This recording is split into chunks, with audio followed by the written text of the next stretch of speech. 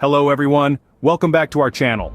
Today, we're going to talk about an issue that some iPhone 15 Pro users have been experiencing: overheating. Overheating can be a common problem with smartphones, especially when they're being used for resource-intensive tasks like gaming or video editing.